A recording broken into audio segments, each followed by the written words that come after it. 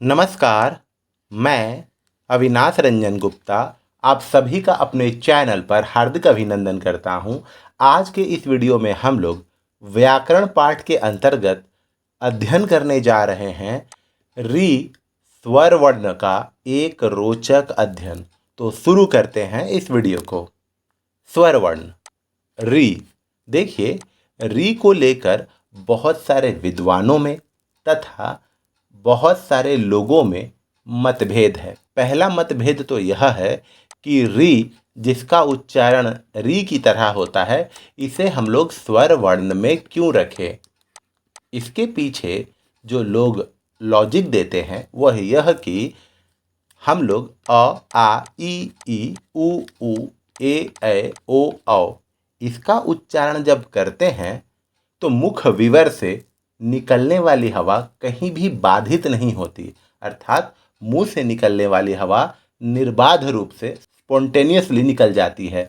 लेकिन री के उच्चारण में ऐसा नहीं होता। इसमें मुख विवर से निकलने वाली वायु किसी न किसी रूप में बाधित होती है, जो स्वर वर्ण का गुण नहीं है बल्कि व्यंजन वर्ण का गुण है। तो इसे व्यंजन वर्ण मान लिया जाए, लोगों का ये कहना है। दूसरी बात, हम लोग ये जितने भी हम लोग देख रहे हैं स्वर वर्ण, जिसे अंग्रेजी में वॉवेल्स कहते हैं, इनका उच्चारण हम लंबे समय तक कर सकते हैं। जैसे आ, ई इन सब का उच्चारण हम लंबे समय तक कर रहे हैं। लेकिन री का उच्चारण तो हम लोग लंबे समय तक कर ही नहीं सकते, क्योंकि अगर हम लोग री का उच्चारण लंबे समय तक करेंगे तो केवल अंत में हम लोगों को ई की ध्वनि सुनाई पड़ेगी, जो पुनः स्वर्ण वर्ण के परिभाषा के विरुद्ध है। तो फिर यह स्वर्ण वर्ण कैसे कहलाया गया? देखिए, संस्कृत में इस प्रश्न का उत्तर कुछ इस प्रकार है, जो ये पंक्ति व्यक्त करती है।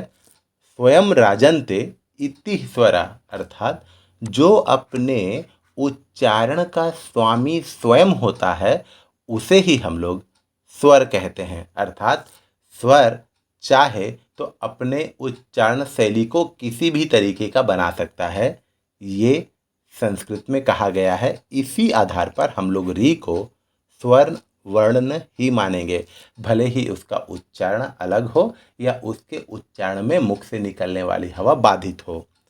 और एक सवाल री के बारे में पूछा जाता है कि री को हिंदी वर्णमाला के स्वर वर्णों में 7वें नंबर पर ही क्यों रखा गया है? इसके पीछे भी कारण है, और इसके पीछे जो कारण है वो है माहेश्वरी सूत्र। देखिए, कहा जाता है या माना जाता है कि शिव जी ने जब डमरू बजाया तो उनकी डमरू से जो ध्वनियाँ निकली, उन ध्वनियों को पाणिनि ने माहेश्वरी सूत्र में कन्वर्ट कर दिया, और उस माहेश्वरी सूत्र में री को मिला 7वां नंबर स्थान। तो ये थी बेसिक जानकारी री स्वर्ण वर्ण की। अब हम लोग बढ़ते हैं आगे। देखिए, री का प्रयोग केवल उन्हीं शब्दों में होता है जो संस्कृत से हिंदी में लिए गए हैं। हिंदी के अपने शब्दों में री का प्रयोग नहीं होता, अर्थात री की मात्रा का प्रयोग आप किसी भी शब्द में देखेंगे, या री का पूर्ण रूप का प्रयोग अगर आप किसी भी शब्द में देख रहे हैं तो आप तत्क्षण समझ जाइए कि वो संस्कृत या तत्सम शब्द हैं। हाँ, इसे हम लोग ऐसे भी स्पेसिफाई कर सकते हैं। देखिए, एक टर्म है क्रिकेट। हम लोग क्रिकेट ऐसे लिखते हैं, चाहें तो हम लोग क्रिकेट ऐसे भी लिख सकते हैं। और री का मानक उच्चारण अगर देखा जाए तो री ही है, इस हिसाब से ये भी क्रिकेट है, लेकिन ये गलत है। क्यों? क्योंकि जो क्रिकेट है ये संस्कृत का शब्द नहीं बल्कि एक अंग्रेजी शब्द है, और अंग्रेजी शब्दों के साथ री की मात्रा का प्रयोग कभी होता ही नहीं है। इसीलिए ऐसे क्रिकेट लिखना गलत है, यही क्रिकेट सही होगा। इस बात से यह पुष्टि हो जाती है कि री का प्रयोग केवल और केवल संस्कृत शब्दों के साथ होता है। अब देखिए, री के मानक उच्चारण की समस्या। देखिए, हिंदी में लेखन में तो री स्वर और उसकी मात्रा का प्रयोग होता है, किंतु इसका उच्चारण री किया जाता है। ठीक है, ये इसका मानक उच्चारण है।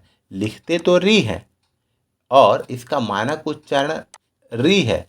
अर्थात ऋतु हम लोग ऐसे लिख रहे हैं संस्कृत में, तो इसका मानक उच्चारण होगा ऋतु। ऐसे ही ऋषि तो ऋषि, ऋण तो ऋण, ऐसे। लेकिन समस्या कहाँ होती है, देखिए संस्कृत काल में कदाचित री के अलग अलग क्षेत्रों में 3 उच्चारण प्रचलित थे। अर्थात री को 3 तरीकों से प्रोनाउंस किया जाता था। जैसे आज के गुजरात, महाराष्ट्र और दक्षिणी भारत में इसका उच्चारण बहुत कुछ रू जैसा था और आज भी है। आज भी इन प्रदेशों में अमृत को अमृत बोलते हैं, ऋषि को ऋषि बोलते हैं और कृपा को कृपा बोलते हैं। अर्थात री का ओरिजिनल प्रयोग हो या री की मात्रा का प्रयोग हो, उसका उच्चारण रू करते हैं। जैसे अमृतांजन बाम उधर का ही है। अर्थात ये जो है चेन्नई तमिलनाडु का प्रोडक्ट है अमृतांजन। देखिए ये लोग क्या लिख रहे हैं, अमृतांजन, लेकिन सही क्या है, सही अगर हम लोग हिंदी में देखेंगे तो होगा तो अमृतांजन, अमृतांजन नहीं होगा, अमृतांजन। लेकिन प्रोनाउंसिएशन हो रहा है अमृतांजन। क्यों? क्योंकि ये दक्षिण भारत तमिलनाडु की कंपनी है। उसी प्रकार देखिए एक हिंदी सॉफ्टवेयर है आकृति। इसमें हिंदी भाषाओं के साथ साथ आप अन्य भाषाओं में भी टाइपिंग कर सकते हैं। तो देखिए इसमें क्या लिखा हुआ, आकृति। क्यों? क्योंकि ये बेंगलोर बेस्ड कंपनी है। हिंदी में तो आकृति लिखा हुआ है लेकिन अंग्रेजी में आकृति। और उसी प्रकार मुंबई में एक फिल्म बनी जिसका नाम है मातृभूमि। ठीक है, टुलिप जोशी की ये फिल्म है, बहुत ही अच्छी फिल्म है मातृभूमि। लेकिन आप इसे हिंदी में कैसे लिखेंगे, आप इसे हिंदी में लिखेंगे ऐसे। ठीक है, तो उच्चारण में अंतर आपको देखने को मिलेगा और ये पहला अंतर है। अब आते हैं हम लोग दूसरा क्षेत्र मेरठ तथा आसपास का है, जहाँ री का उच्चारण री और र से काफ़ी मिलता जुलता है। अब री और र से काफ़ी कैसे मिलता जुलता है, देखिए मेरठ और दिल्ली के काफ़ी लोगों के हिंदी उच्चारण में इसका प्रभाव देखा जा सकता है और वे शब्द के आरंभ के री को तो री बोलते हैं। जैसे अगर शब्द के आरंभ में री आ गई है तो वो ऋण बोलेंगे, ऋण। किंतु व्यंजन के बाद या बीच में जब री की मात्रा का प्रयोग हो जाता है तो वो री को र बोलते हैं। जैसे कृपा रहेगा तो क्या बोलेंगे, कृपा। कृष्ण रहेगा तो क्या बोलेंगे, कृष्ण। सृष्टि को सृष्टि, पृष्ठ को पृष्ठ, नृप को नृप आदि। तो यहाँ हम लोगों को देखने को मिलता है दिल्ली और मेरठ के आसपास के लोग क्या करते हैं, जब शुरुआत में बोलने का रहता है, अर्थात जब शुरुआत में री ही आ जाती है तब तो वो री बोलते हैं। लेकिन अगर शुरुआत में व्यंजन में री की मात्रा का प्रयोग होता है तो वो उसे र की तरह बोलते हैं, जो यहाँ आपको स्पष्ट दिख रहा है। शेष हिंदी प्रदेश में री का उच्चारण चाहे वह शब्द में कहीं भी आए री ही करता है और आज यही मानक हिंदी उच्चारण है। अर्थात हिंदी क्षेत्र के दक्षिणी भाग और कुछ उत्तरी भाग के लोग क्रमशः रू र के रूप में अमानक उच्चारण करते हैं। बाकी और अन्य हिंदी प्रदेशों में इसका उच्चारण री की तरह ही होता है। और आपको बता दूं, हमारे उड़ीसा में भी ये जो री है उसका उच्चारण रू की तरह ही होता है। वृक्ष, अमृत, हमारे उड़ीसा में भी। अच्छा, री और र में भ्रम। देखिए कभी कभी री और र में भ्रम हो जाता है। कैसे?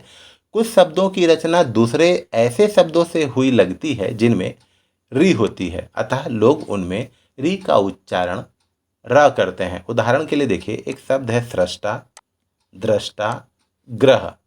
ठीक है, इसमें र की मात्रा का प्रयोग हुआ है, लेकिन काफ़ी लोग सृष्टा को गलत उच्चारण की वजह से सृष्टा, दृष्टा और गृह बोलते हैं और लिखते भी हैं। वे सोचते हैं कि सृष्टि, दृष्टि और गृह से ये शब्द बने हैं। ठीक है, लेकिन ऐसा है नहीं। अतः कई शब्दों में री और र में भ्रम के कारण भी लोगों का उच्चारण अमानक हो जाता है। यह भ्रम कभी कभी र के रूप में, जैसे प्रेम में र का रूप लगता है, ऐसे वाला नीचे पदेन वाला, उसमें भी देख सकते हैं। जैसे देखिए, री की मात्रा में समानता के कारण भी होता है। जैसे कुछ अमानक उच्चारणकर्ताओं ने कृपा को कृपा लिख दिया। पृष्ठ को पृष्ठ लिखने और बोलने का कारण यही बतलाया है। तो देखिए, यहाँ पर हम लोग देख रहे हैं कि अगर आप गलत उच्चारण करेंगे तो उच्चारण तो गलत हो गया, उसके साथ ही आप लिखेंगे भी गलत। इसीलिए सही बोलिए ताकि आप सही लिखें। अब देखिए, इनमें री ही होगी, र नहीं, अर्थात री और र में भ्रम देखिए। किंतु वस्तुतः सृष्टा, दृष्टा और ग्रह में र ही है, री नहीं। देखिए, कभी कभी क्या होता है, ये ग्रह का तो मतलब हुआ प्लैनेट, और ये गृह का मतलब हुआ घर, और कुछ लोग इसको एक ही मान लेते हैं। तो इस तरह एक तरफ तो र को री कर देने के कारण अमानकता आ जाती है, दूसरी तरफ री को र कर देने के कारण भी अमानकता आ जाती है। तो अगर आप चाहते हैं कि आप री और र में भ्रम की स्थिति में ना पड़े, तो आप इसका उच्चारण री की तरह ही करें, और हमेशा याद रखें कि इसका प्रयोग केवल और केवल संस्कृत शब्दों के साथ ही होता है। देखिए, र का री में परिवर्तन कैसे होता है।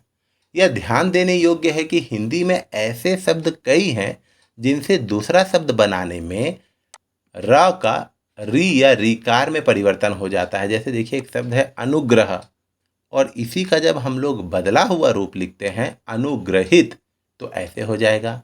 उसी प्रकार देखिए, ग्रहण और गृहित। उसी प्रकार देखिए, दृष्टि अर्थात नज़र, और दृष्टा अर्थात देखने वाला। उसी प्रकार देखिए, सृष्टा रचना करने वाला, सृष्टि अर्थात ये दुनिया। तो इस तरीके से हम लोग देख रहे हैं कि ये रा तो होता है, लेकिन जब हम लोग इसे री में परिवर्तन कर देते हैं तो उच्चारण अलग हो जाता है। और ये रहा अंतिम, री की मात्रा का प्रयोग। देखिए, नॉर्मली री की मात्रा का प्रयोग आप खड़ी पाई के नीचे लगाते हैं। देख लीजिए, कृषि, वृष्टि, पृथ्वी, हृदय, हृतिक, है ना। और ह में आप लोग ऐसे लगाएंगे, हृतिक, हृदय। हृतिक तो हम लोग जानते ही हैं, एक बहुत ही फेमस अदाकार हैं, एक्टर हैं हृतिक। और हृतिक का मतलब होता है जो लोगों का हृदय चुरा ले, और हृदय इसके पेट में री की मात्रा का प्रयोग होता है। तो इस तरीके से हम लोगों ने री की मात्रा पर एक विस्तृत अध्ययन पूरा किया। उम्मीद करता हूँ आपको मेरा ये वीडियो ज़रूर अच्छा और इन्फॉर्मेटिव लगा होगा।